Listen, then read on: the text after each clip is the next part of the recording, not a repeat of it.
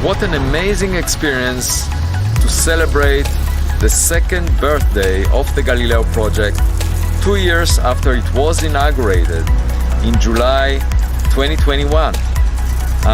Meeting the members of the team and celebrating the accomplishments.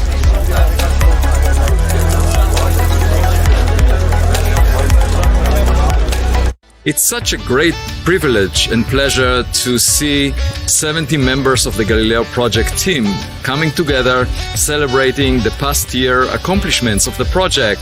And we are just at the beginning. A lot of exciting developments, both within the Galileo project and in Washington, D.C., as many of you know. Things that we've never thought may happen do happen. Right, I mean, there's so much has been said and maybe some additional perspectives. I'm always the resident skeptic. It's good to have that spectrum. We all agree to apply the scientific method rigorously, that only scientific evidence will do. So glad we're here, glad we're doing the observatories and the more mobile, smaller observatories that maybe at some point could help us find and localize and prioritize sites.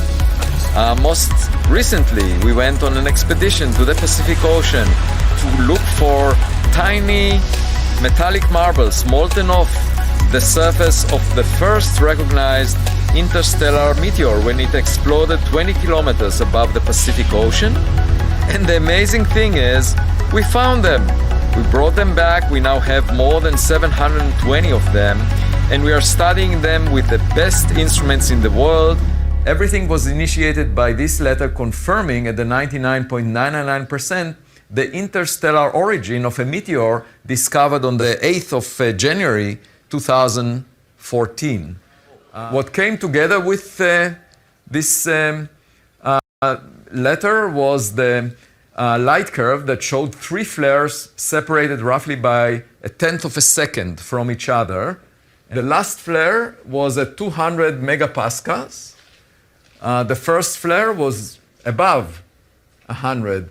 And iron meteorites withstand about 50. But irrespective, it's an outlier simply because, given the data, it maintained its integrity to very high ram pressure above everything that you see in the catalog. This object was moving at 60 kilometers per second, which is twice the characteristic speed of stars. And that is rare. This is the sled, and it looks really... It's a very primitive device, if you think about it. It's just like 200 kilograms, a relatively dumb instrument, like magnets, neodymium magnets on both sides. You see them, you will see it closer, but they are screwed into the rubber. And just think about it, such a primitive thing, putting it on the floor of the ocean and just dragging it, like mowing the lawn back and forth, 10 kilometers on it at a time, 1 meter in width. And it went all the way to 5 kilometers in length. The depth of the ocean is 2 kilometers. Somewhere between 1.6 to 2.2 in the region that we were exploring. Altogether, it was a very challenging task to look for fragments that are less than 1 millimeter in size across a region of 10 kilometers length and find them. And these are the tracks that we took. It was very challenging, but we found what we were looking for. That's the amazing thing that LoRa produced based on the yield per unit mass. Okay, so that's the rate of collecting spherules per unit mass. Beautiful spherules inside spherules. Now, there are many more small ones inside, and you can see that it was made of mergers of tiny spheres. I've never seen an image like that. Okay, let's put it this way. It's quite amazing, and so you find spheres that were glued together by a droplet that engulfed them, and then a bigger droplet engulfed those. So you end up with spheres inside spheres. Here is an example of an unusual one that Sophie found a few days ago. We have 2 rack systems that are almost identical, and then we have something called a mesh node or a node here in the center. with like half-second exposures.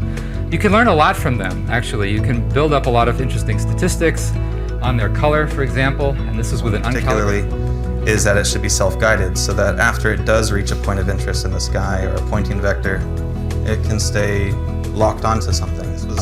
Solely, it's a webcam, and its sole purpose was to just figure out if it's working, like if the algorithms and the math is working too. This thing. We went to go and try and generate synthetic data, and we thought, well, this is fantastic because with this approach, we have really fine-grained control over all the positions, the orientations.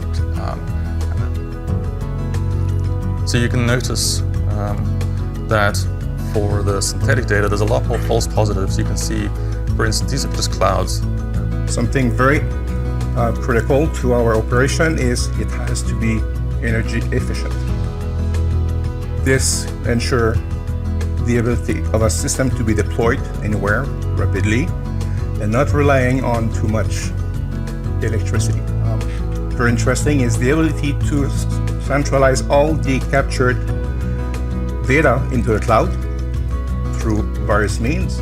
But one is very interesting is the ability to have monitoring and real-time monitoring and being able to have dashboards.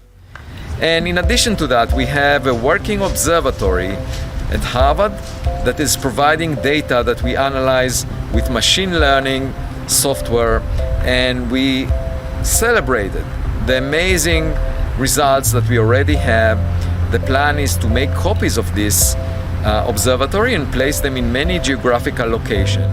In my talk earlier today, we have developed models of the lenses in order that we can undistort images and figure out where any pixel is pointing in the world frame. And that's really important and will be especially important for triangulation later.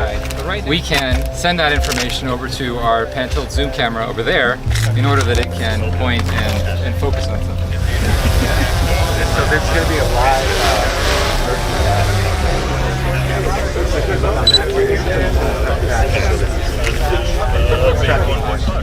So our detection camera is doing the object detection, tracking, classification.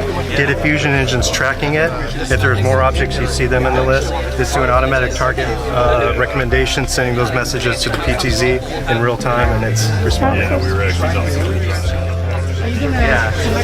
There's the object, right? Yeah. All right, my name is Andy Mead. I'm an audio engineer, co-lead of the acoustics team on the Galileo project, and this is phase 1.0 of AMOS, which is our acoustic monitoring omnidirectional system, and we're covering the audible band, we're covering the ultrasonic band, which is above human hearing, and then down below, we're covering the infrasonic band, which is below human hearing. And our system has been up and running for about a year at this point, and we've collected some really solid data with which to build some machine learning models and to do some analysis. So we're prepped and ready whenever we see something anomalous to have this be another bit of data with which to verify. So yeah, I'm Ezra. Had a great time on this project so far. It's been great working with the team that we've had, come to the rooftop, and really looking forward to this next year. It's a fantastic feeling to see how ideas that we thought about 2 years ago come to fruition in terms of instruments, in terms of new data.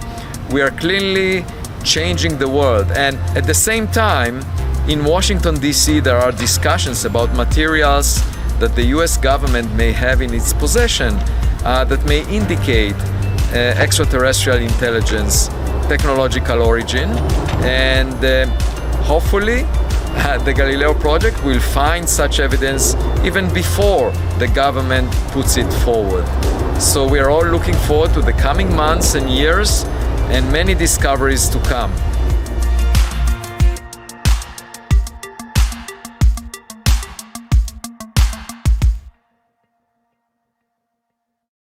Thank you very much. So, the first slide was the cover of my book that just came out, Interstellar, which talks about these issues that we were just mentioning. It's also the punchline of the scientific paper we just had completed last week, which provides the results from the first analysis of those molten droplets from the first interstellar meteor. And I'll describe the results in a few slides. But first, a few words about the Galileo project that I'm leading for 2 years now.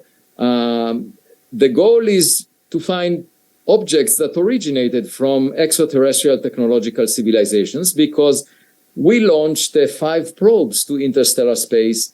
There were Voyager 1, Voyager 2, Pioneer 10, Pioneer 11, and New Horizons. And that's over a period of half a century. And other civilizations that had the benefit of science and technology for a longer period could have launched many more. So you could find in the interstellar medium of the Milky Way galaxy, perhaps, a lot of space trash. These are objects that are not functional anymore. And every now and then, one of them might come close to Earth. And so this project aims to look for those. Maybe there are some functional devices. And so one thing we are doing is we built an observatory at Harvard University that monitors the sky 24/7 for any objects that might be technological in origin, but not from this Earth, because the US government talks about those. There was a hearing in the House of Representatives just last month about it. So we want to see if there is anything more than natural objects belonging to Earth, like birds, human-made objects like balloons, drones, airplanes, anything else from outside of this Earth out there. You, so we have... you mentioned that the government has this information, but they're not revealing all of the information. And if your idea is to scan the whole sky and get a catalog of everything that's out there, that would make it hard for them to hide anything. Right. I mean, the government is classifying data that is obtained by classified sensors, just because the sensors are classified and they don't want adversaries to be aware of them. But the sky is not classified. So we are monitoring the sky. So let me include a short video that has a few words about the instruments that we are using.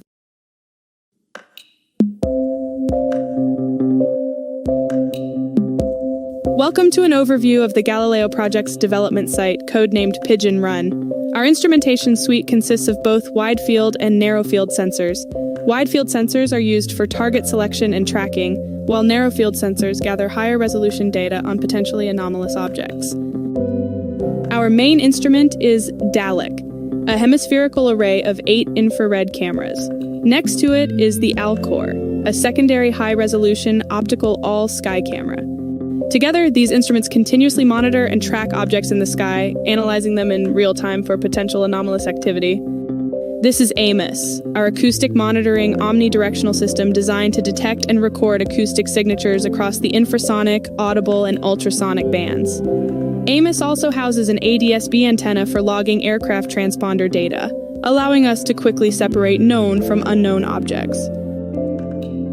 Here we have Skywatch, a multi-static passive radar system designed to detect and track multiple objects simultaneously, measuring object positions and kinematics. Pac-Man is an environmental monitoring system for measuring local weather conditions. Sensors include an anemometer, temperature and pressure sensors, a particle counter, and a flux gate magnetometer. Next up is Spectre, a radio spectrum analyzer with a wide band antenna for measuring radio and microwave emissions. Beacon is currently our only narrow-field instrument. Beacon is a high-resolution pan-tilt zoom camera capable of 40 times optical zoom. Our instruments collect a wide range of data, all of which is fed to our computing enclosure housed beneath the DALEC and ALCOR instruments. Here, data is processed and analyzed in real time. Objects detected and tracked by the wide-field instruments are localized in 3D space and analyzed for unusual characteristics. Selected targets are then sent to the Beacon PTZ for follow-up observation. Finally, data is recorded to disk and uploaded to the cloud via Starlink.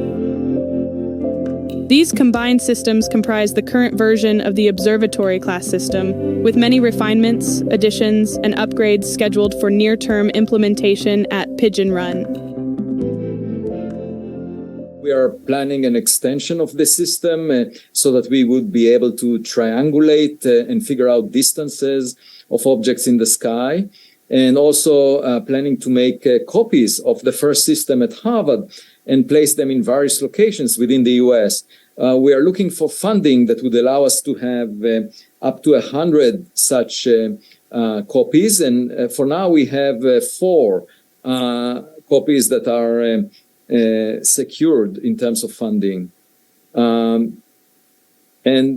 We also are analyzing satellite data from a partnership with Planet Labs, looking at objects from above rather than from below. We have plans for continuing to more sophisticated systems in the future. We've written about 8 papers describing the current observatories that we are building. So now let me move on to another branch of the Galileo project, which is related to interstellar meteors. And I had 43 diary reports in medium.com. You can just find them by going to avilob@medium.com. They received millions of readers throughout the world. They were translated to Spanish. A lot of people told me that it's the first time they had the opportunity to witness the scientific process, the way it's done, where, at first you're unsure about things, you make mistakes along the way, and then the evidence eventually guides you to the solution. So the story starts on January 8th, 2014, where when US government satellites detected the fireball from an object 0.5 meter in size that exploded in the lower atmosphere of the Earth. And what was unusual about it is that it was moving very fast. Relative to Earth, it was moving at 45 kilometers per second, but it was actually moving from behind the orbit of the Earth around the Sun. If it were to collide head-on with Earth, it would have been moving at 90 kilometers per second. Just to mention that the speed of a car in a highway is 90 kilometers per hour. Here we are saying the same distance that a car passes in 1 hour, this object was passing in 1 second. Mm-hmm. Okay, we calculated that outside, in fact, the object was unbound to the sun because it was moving so fast above the escape speed from the solar system. And outside the solar system, it was also moving very fast at 60 kilometers per second relative to the local frame of the Milky Way galaxy, the so-called local standard of rest. And that is faster than 95% of all stars in the vicinity of the sun. And moreover, we calculated that because it was able to sustain the extreme stress, even though it was moving so fast through the atmosphere, it was actually tougher in material strength than all space rocks cataloged by NASA over the past decade, 272 of them. So it was tougher than iron meteorites. And that, of course, raises the possibility that it may be a Voyager-like meteor. Imagine Voyager, the spacecraft we launched out of the solar system, leaving the solar system and colliding with a planet like the Earth far away. It would appear as a meteor of unusual strength and unusual speed because it's made of stainless steel and also benefited from propulsion to start with. So we wrote a scientific paper saying this is the first recognized interstellar meteor. That paper was not accepted for publication because the reviewers argued, we don't believe the US government, the measurements may be wrong. It took 3 years until the US Space Command issued a formal letter to NASA on March 2022, you can see it on the left, where they checked the data and verified at the 99.999% confidence that this object indeed was unbound to the sun. It's an interstellar meteor based on its high speed. And at that point, I decided to lead an expedition to search for the materials of this object because it was so unusual. It released a few percent of the Hiroshima atomic bomb energy to about 500 kilograms of matter. And so this matter evaporated, but also melted to make droplets. And those are the ones that we were looking for at the bottom of the ocean. Now, the US government released also the light curve of this meteor, and it showed the 3 flares separated by roughly a tenth of a second from each other. We translated that to the stress exerted on the object as it was moving through air, and realized that indeed it's tougher in material composition, material strength, than all meteors that were cataloged by NASA, 272 of them, because they exploded at much lower stress than that. So at any event, the US Department of Defense provided an error box for the location of the fireball, which had an uncertainty of about 7 miles in length. And we were able to narrow down the path, the expected path of the meteor, by using the sonic boom from the explosion that arrived to a seismometer on Manus Island in Papua New Guinea. And knowing the time delay, just like when you hear a thunder and you get it with some time delay relative to the light, you can tell the distance. And we were able to narrow down the path of the meteor to within a strip that you see here, this red strip, that is the overlap between a fixed distance from the seismometer and the error box of the Department of Defense. So that's where we went, and this is the team of about 28 people that joined me on this trip. And gladly, a few months after I announced the intent to go to the expedition, a donor approached me, Charles Hoskinson, and said, "You have the money, $1.5 million." It was quite expensive, and that was one of the possible failure points where nothing would have happened without this funding. And we rented this ship, Silver Star. What you see behind the team is what is called the A-frame, which directed the cable connecting a sled that we built, 1 meter in width, 200 kilograms, and we put the sled on the ocean floor, connected with a cable to the ship. The length of the cable was 3 miles, and the depth of the ocean was more than a mile.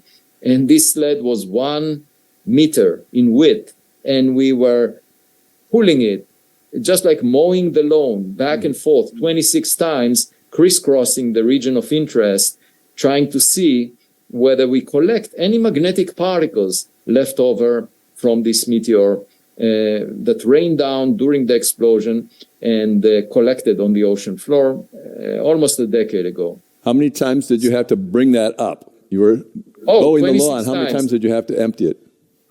26 times. So we went back and forth 26 times. And, you know, they would happen at intervals of less than 8 hours. And I would not sleep for more than a few hours at a time, because many of these sled runs returned in the middle of the night. And so here you see some images. In the middle and the right side, you can see the bringing up of the sled from the ocean, and then they would put it on the deck, and we would scrape the magnets from any particles that were attached to it. And in the first day, we couldn't get the sled to lie on the ocean floor because the cable would lift it up. It was kiting. And then the engineers realized that we need to move along with the currents so that we keep the sled on the bottom of the ocean.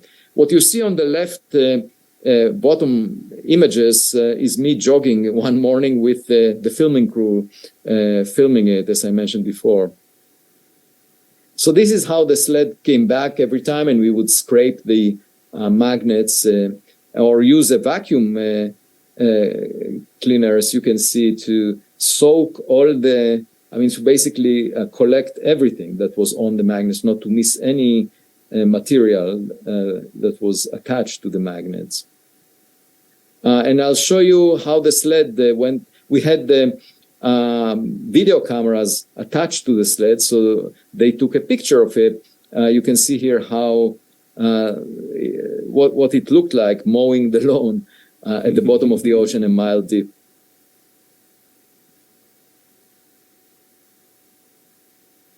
So that's a mile down, you said, a mile under the... Yeah, there is life down there. We saw some shrimp and many rocks that, as you will see, it will go over one of these rocks in a few seconds. And the thing is that we were collecting, I mean, most of it is muck, but we were collecting magnetic particles on the magnets. And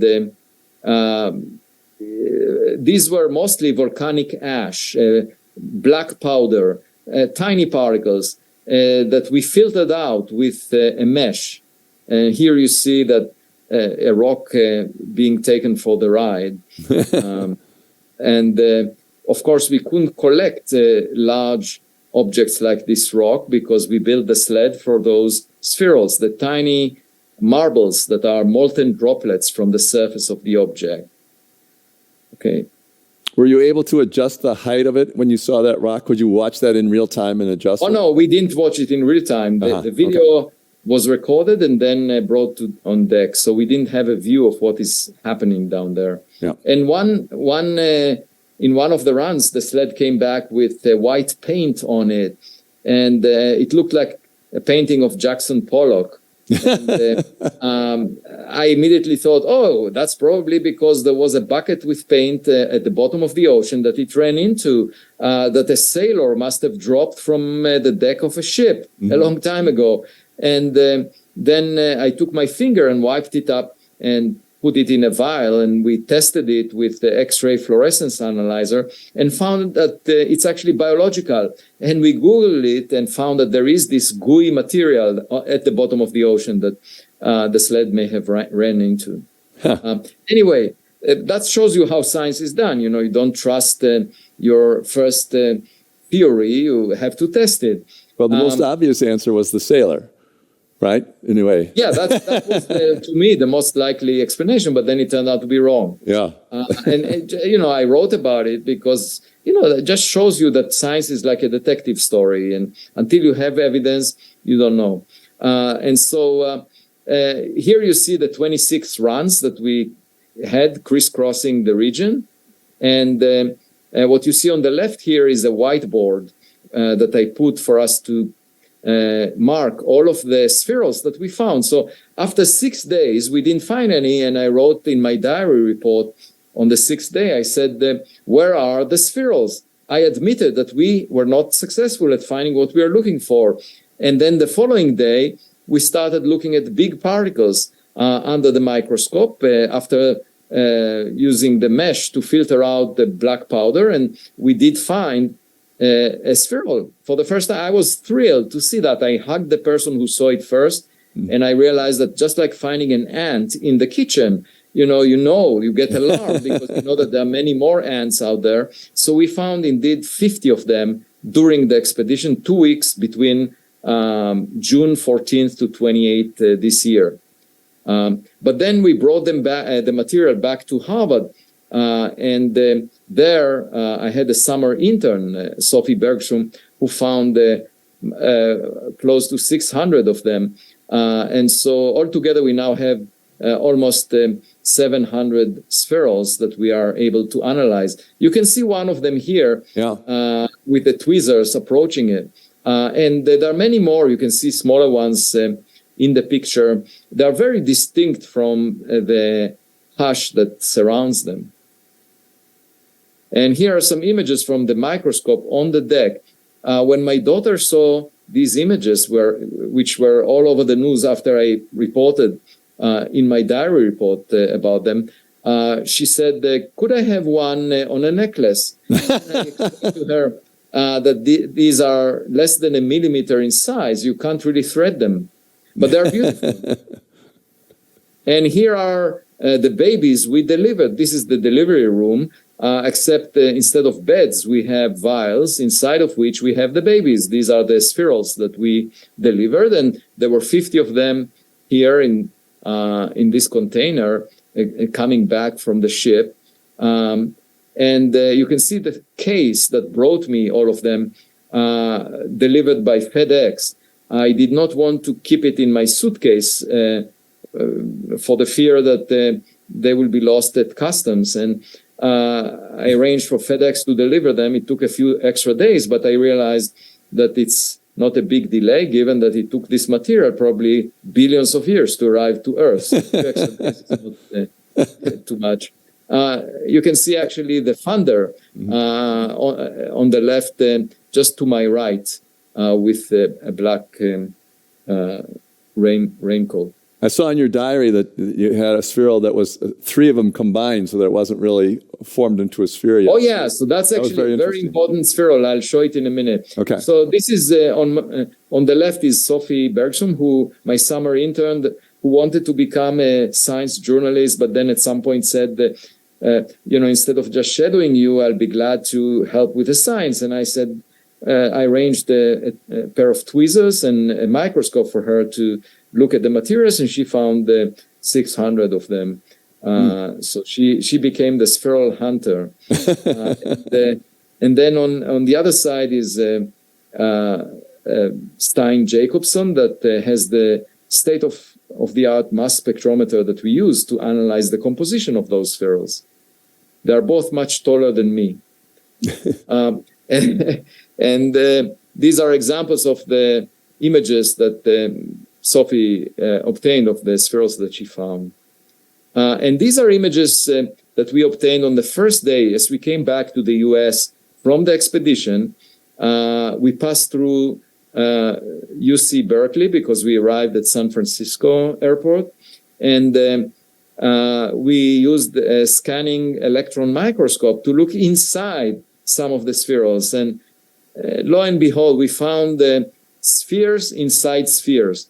And the way to understand it is that those small spheres, they solidified very quickly, and then they were engulfed by liquid iron that glued them together. And you end up in a structure that looks like Russian dolls, where you have spheres inside spheres, which is quite amazing. They look like eggs nested on a matrix of dendrites.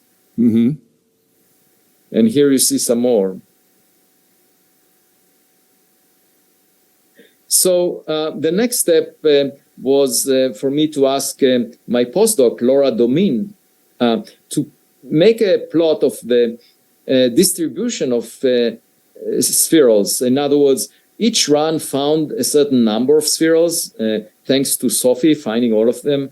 And then we, based on where the run went, we can assign a yield to the number of spherules per unit mass collected. Most of the mass is background, volcanic ash. So per amount of volcanic ash, we gave a weight to each run as to how many spherules were recovered. And what you see in this map, first of all, on the left, you can see those control regions far away from the meteor path, which is delineated in orange here. That's the expected meteor path. So far away, we went far away just to see the background. And then close to the meteor path, we find these yellow regions, which have twice as many spherules per unit mass retrieved. And they may be related to the 3 flares that were observed out of this meteor. And you can see a zoom-in view in the middle of this slide, and the numbers of the runs that pass through these enhanced yield regions, the yellow regions. These are runs 4, 13, and 14.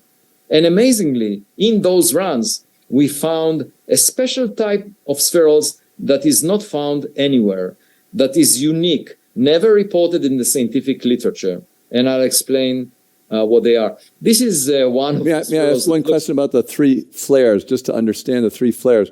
Those were, as the meteor was hitting the atmosphere at certain speeds, it exploded, and some of it exploded and flared, and then at another speed, it flared again. And what was unusual about the fact that there were 3 big flares? The way to think of that is, when a meteor breaks up, it's an explosive process. Why? Because the amount of heat generated is proportional to the area of the object. And, the energy that it carries goes like its volume. And the more area you make the more heat you generate as a result of the motion. And so if you break the object into smaller pieces, they have more area per unit mass, because the smaller a piece gets, the more area you get per unit mass, because the area goes like the size squared, whereas the volume goes like the size cubed. So if you make a small object, then the area to volume ratio gets bigger and bigger as the object gets smaller. So breaking up the object makes more heat being generated, and as a result, more breakup, because there is a huge explosion that releases heat that breaks up the object into smaller pieces. And that's why it's an explosive process. But the existence of 3 flares may indicate that the object broke up into 3 pieces, and each of them had its own explosion at some point. And they were delayed by 1/10 of a second. The object was moving at some speed, and they basically separated from each other. So the way I would think about the 3 flares is that these are 3 major pieces of the original object. Okay? Yeah. And that's important because our next expedition would aim to find a bigger piece, perhaps, of this meteor, and that we can search for in those yellow regions. That will be the location where we hope to find some bigger pieces. Great. This Thank is you. one of the... Sorry? Thank you. That was great. Great explanation. Okay. This is one of the spherules that looks like a soccer ball, but is of no particular significance. This spherule is actually much more important. It's actually a merger of 3 spheres, as you can see, and it's one of the biggest that we found. It's lopsided. And when we analyze the composition, we found what you see in this diagram, which is the abundance of elements. On the vertical axis, it's the abundance normalized by the standard for solar system materials, okay? And on the horizontal axis, you see elements starting from lithium and going in the periodic table all the way to uranium on the right side. And so the value of 1 on the vertical axis corresponds to abundances consistent with solar system materials. And when you look at various objects within the solar system, those other meteors, they often have compositions that with abundances that vary between 0.1 and 10. So you get some variations, but not more than a factor of 10. And here we found a composition that has 300 times the beryllium abundance of the solar system materials, and 600 times lanthanum and uranium as well, getting close to 1,000 times the solar abundance. So we call this composition Belau because it was never reported in the literature, and it has enhancements of beryllium, lanthanum, and uranium. Beryllium, I should say, is produced by breaking up heavier nuclei as a result of impacts by cosmic rays, energetic particles. So the beryllium may be a flag of interstellar travel. Rocks in the inner solar system are not exposed to the same flux of cosmic rays because they are protected by the solar wind, blocking most of the cosmic rays. But an interstellar object would have an overabundance of beryllium, which we see. And then lanthanum to uranium, including elements between lanthanum and uranium, that the question is, where does that come from? And one possibility is that you have a magma ocean planet where, just like the Earth started, where rock is being liquefied by, for example, impacts or heating from the star, and you end up with a magma ocean, a lava planet. And if it has an iron core, then elements that have affinity to iron would be attracted to the core and separate from other elements. And the other elements in the crust of the planet would be those that we see here enhanced. So that would be a natural explanation. But another possibility is that it's technological in origin. And for some technological reasons, those elements are useful. And lanthanum, we know, is used in semiconductors.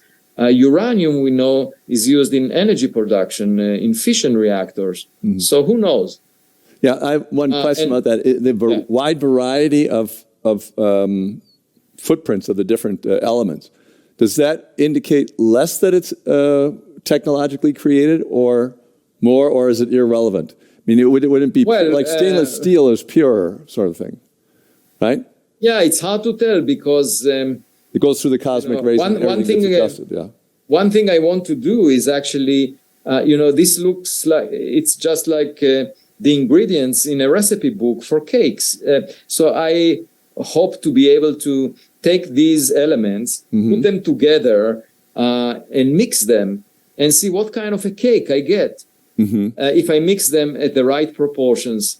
And one wonders if the material has some special properties. Maybe it's a superconductor. Maybe who knows? So we can try and make this cake in the laboratory or on the computer.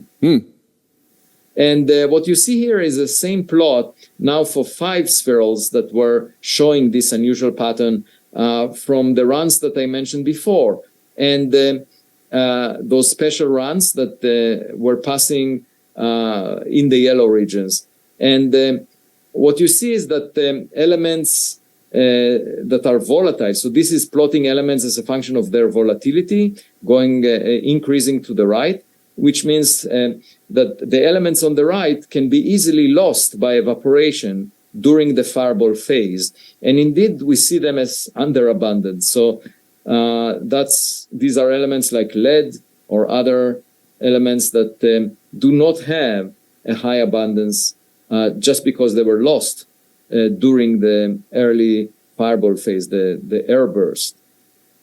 So these are the conclusions, and just wanted to show one more thing that we did, which is measure the isotope ratio of iron. So different isotopes of iron, and this particular spherule was completely off what you find on Earth.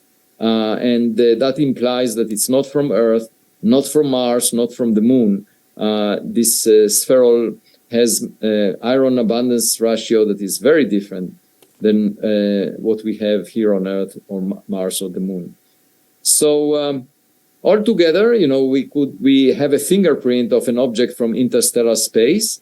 And this is a historic discovery because it's the first time that scientists analyzed materials from a big object that came from outside the solar system. And, irrespective of whether it's natural or artificial in origin, it's a big deal. But if it is artificial, of course, the question is, what was the postal address of this package? Where did it come from? And Harvard University.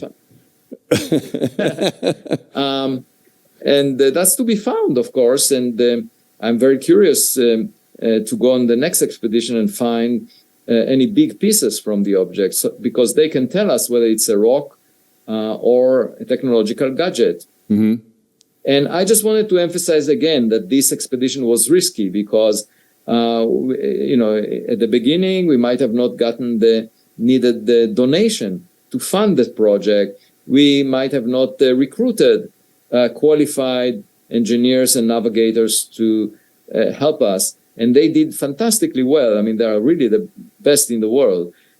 We could have not built the proper machinery to accomplish the task. The sled may have not worked. We might have not been able to keep it on the ocean floor. We might have not found any spherules from IO1 because it may have evaporated and not produced enough spherules for us to find. And even if we had spherules, we might have not found them among the background particles. And then finally, after bringing them back, we might have not have access to the state-of-the-art mass spectrometer that allowed us to discover the Belau composition. So I feel that it's like a miracle that all of these items ended up successful. Well, the next question that I have for you is, you've had this career for a long time in theoretical astrophysics. At what point did you suddenly get enthusiastic, or over a period of time, really enthusiastic about this possibility of getting evidence of extraterrestrial life? I mean, because did something happen, or did you just gradually go? Yeah, as I said, I'm guided by data, and what happened was in 2017, the Pan-STARRS telescope in Hawaii discovered an interstellar object the size of a football field that did not collide with Earth, but was reflecting enough sunlight for us to see it. It was called the Oumuamua, which is named after the Hawaiian word the scout. And It intrigued me because a decade earlier, I predicted how many space rocks of that size should be out there. And we predicted that Pan-STARRS will not find any. And when your prediction turns out wrong, that's a sign that nature sends that you might be discovering something new, some new knowledge. And to me, that was very intriguing. And I should say that's very different from the approach that some of my colleagues have taken, because when I returned from the expedition, there was a paper accepted for publication in the Astrophysical Journal about this meteor that I went after. And the paper said, well, we can't fit the data that the US government provided on this meteor with our model for stones. And as a result, we argue that the data must be wrong, that in fact, the measurement of the velocity was off by a factor of 3. The velocity was much smaller. This was actually a stone from the solar system and not from interstellar space. And I call that the stone age of science. Everything in the sky must be stones. If you're not allowing yourself to learn something new, you will never learn it. And so in the case of Oumuamua, I said, okay, I was wrong. Here is the data, and we should understand it. And then the more data we got on this object, the more peculiar it looked. It was flat in its shape based on the reflection of sunlight as it was tumbling.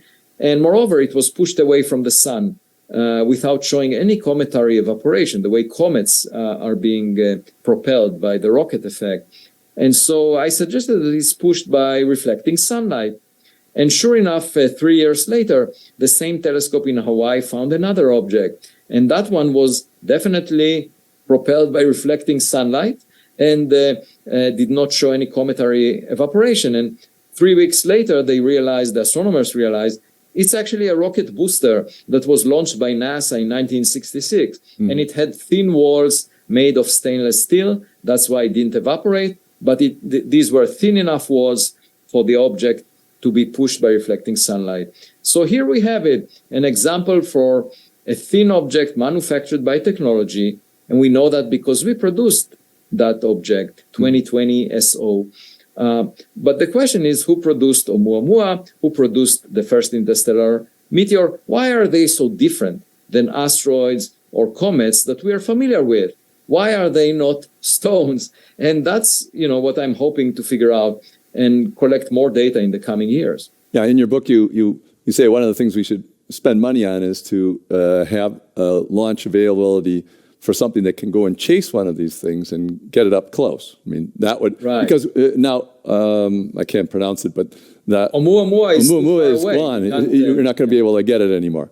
Yeah. So, after a successful date, if the partner goes out of the door and you don't have any contact information, it's better not to obsess with that one. Yeah. The practical lesson would be to look for similar ones in the future. And there is a Rubin Observatory in Chile that will hopefully survey the southern sky every 4 days with a camera that has 3.2 billion pixels. 1,000 times more pixels than your cell phone camera. And hopefully it will find a few Oumuamua-like objects in the coming years, every year. So we can then study them with the Webb telescope, with telescopes on Earth. Now that we received the alert that objects like Oumuamua exist, we should study them more carefully in the future. So a big part of your book, which we don't have time to go into, but I want to at least mention it, is how do we prepare for alien encounters? And you're not talking about, you don't think that there's going to be a biological creature or anything. It's what you're talking about, these technological things. Your whole idea is to send out, guided by AI, our technological information to other places, take it in and send the information back and think that maybe other people are doing this outside, but not that you're. So I thought it interesting, but one of the things that I was wondering in preparation for this is, should we learn to talk to certain animals or test it out? Because you'd think that their language would be easier to figure out than somebody else's. But you make a really good point that physics and math are going to be the language. So, well, gladly we have developed AI, artificial intelligence, that has a similar number of connections already. These large language models like ChatGPT that has a similar number of connections to the number of synapses in the human brain, has similar complexity. And within years, we will have systems that are more sophisticated, more complex than the human brain. And I'm betting on those helping us to figure things out. So we will not be limited to human intelligence. It's really important for us to be open-minded and collect any evidence about objects out there. It will inspire us to explore space ourselves. It will educate us about our technological future. There is a lot to be learned from observing our neighborhood and finding a neighbor out there. I have to ask you this one question because I think it goes right to the heart of your ability to be persuasive. And that is that you say in your book that if you had the opportunity that you would leave the planet and go to be able to learn more. And although it took a while, you persuaded your wife that she's willing to go with you. And I'm impressed that you have that ability to persuade. And I was wondering if you had any trick to share with all the other husbands. Well, I think the key, if you ask her, then I still have a lot to learn, by the way. But the key is to be modest. And that's true also of the interaction with the universe, because the lessons we get from the universe are often be modest. You are not at the center. You're not the smartest. Albert Einstein was probably not the smartest scientist who ever lived since the Big Bang. And, we should just study from nature and figure out things based on evidence rather than claim that we know the answer in advance. Because as a kid, I was mostly frustrated by asking a difficult question and seeing the adults in the room dismissing the question and pretending that it's not important just because they didn't know the answer. I thought that by becoming a scientist, I will be able to answer questions myself. But what I find is that my colleagues, scientists, also try to behave like the adults in the room, and they don't admit our ignorance, and they have very strong opinions before we collected evidence to guide us. So a sense of modesty is helpful in marriages. It's also helpful for our work as scientists. We should just allow nature to educate us because it's much more imaginative than we are. We are limited by our experiences on this rock, the Earth. And the universe has much more real estate and many more possibilities to expand our imagination. Well, it doesn't sound, if you were asking those questions at 5 years old, that you're just a normal farm boy. I'm sorry, Avi. There's a question here that you answered already, which is, besides velocity, wouldn't a meteor from beyond our solar system have an unusual trajectory? You just said yes, it has had a different trajectory as well. Right. And I should mention that just in that context, if we had a chance to date the duration of the journey, for example, by using radioactive isotopes, then since we know the velocity of the meteor outside the solar system, if we multiply by the duration of the journey, we'll get the distance that it came from, and we know the direction. So in principle, it's possible to pinpoint the source star from where it came. If we can only date the age of the meteor, but that's not easy. Yeah, okay. Here's one that you cover in your book, so I like the question. Should we, humanity, be discouraged by the negative results of 60 years of SETI research? Well, no, because it's a completely different approach. It's waiting for a radio signal to reach us, and this is just like waiting for a phone call at home. Nobody may call us when we are listening, especially since we've been checking only for a century for any radio signals. In fact, less than that, 70 years. And most civilizations that predated us are probably dead by now. And the radio signals they sent 1 billion years ago are not around anymore.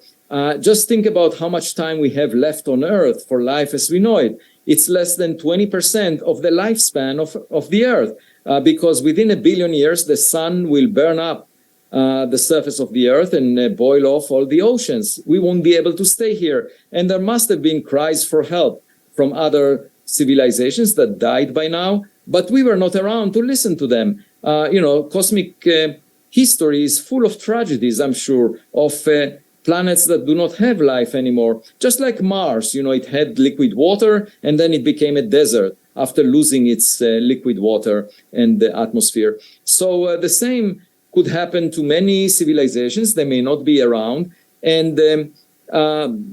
But if they send any probes to interstellar space, these probes keep accumulating over time, just like plastics in the ocean, because they're bound by gravity to the Milky Way galaxy. And the question is, how many of them are in our neighborhood? This is not a theoretical question. This is a question that we can address by searching our backyard for any tennis balls that were thrown by a neighbor. We just started over the past decade, so it's a relatively new frontier, and obviously it's worth investing in this because the first two interstellar objects, the meteor and then Oumuamua, didn't look like asteroids or comets that we're familiar with. So we should get more data on objects like them. You covered one of the comments that was here. It was mostly a shout of despair. They said, I thought we had almost 5 billion more years to survive on this planet before the sun expired, and now you tell us that within 1 billion years all the water will be gone. That's only 20% of the time, but there it is. I think the solution, there is one solution that I discuss in the book, which is similar to Noah's Ark in the biblical story, trying to save animals by putting them on an ark and saving them from the great flood. And I talk about Noah's spaceship. But that's the brute force approach. Another approach would be to send artificial intelligence astronauts to space. And let me explain why that is crucial, AI systems, because it takes light, tens of thousands of years to cross the Milky Way galaxy. So the probes that we send to interstellar space cannot wait for guidance from the sender. Right now we have Perseverance rover, we have the Ingenuity helicopter on Mars, but they are being managed by engineers in the Jet Propulsion Lab in Pasadena. And I call this helicopter parenting, because we're actually parenting a helicopter on Mars, but also because it's like you give instructions to those gadgets, what to do. And that is not a wise approach when you send something out of the solar system. You have to let it be autonomous so that it can decide what to do. And it needs a brain. Artificial intelligence is a very good approach to supplement technological gadget with the ability to think and digest data. And we haven't yet sent any AI system to space, but I think that will be the future. And therefore, if we ever encounter something, it will not be, it will not have pilots that are biological, because they are unlikely to survive the travel for millions or billions of years. My sense is it will most likely be, a gadget with, if it's functional, with AI and AI astronauts. And the advantage of that is you can equip them with 3D printers, so they can use the raw materials. Such probes can use the raw materials on the planet that they arrive to, and try to recreate whatever the sender wanted them to do. And so you can, in principle, recreate life as we know it. By the way, nature does it with, for example, the dandelion seeds are carried by the wind, and they land wherever they land and use the nutrients in the soil to make new dandelion seeds using the DNA that they carry. And we can imagine doing the same using technology. I should say that we are very late in being able to imitate nature. The Wright brothers, 120 years ago, were able to fly when we saw birds for, thousands and thousands of years doing it. Just last December, we were able to create fusion in the laboratory at Livermore when the sun is doing it for billions of years. We don't have cars that heal themselves, if they get a minor collision, just like the human body recovers from a minor scratch. It will obviously take us time to develop a self-replicating probe. There is no 3D printer that makes 3D printers at the moment. But I think in the future, a century from now, that might be possible. Yeah, the model is out there. As you say, the model is in nature. It's very, very obvious that's how it's done. There's a couple of quick technological questions. One's from Paul Gupta. He asked what you think of Cornell's work on atmospheric spectral signatures, whether you think that's interesting information. Yeah, definitely. In 2015, I wrote a paper suggesting that searching for industrial pollution might be a good method for finding technological civilizations that pollute, I should say industrial civilizations, because it's not clear that they are intelligent if they pollute the planet. But that's something that can be searched for with the Webb telescope. There was just another paper a few weeks ago suggesting the same and going into more details. Another thing you can search for is city lights on a planet, in addition to the starlight that is being reflected from the planet's surface. And that's another thing we could potentially check with the Webb telescope, whether there are any planets that emit much more light than they are supposed to because they have city lights on them.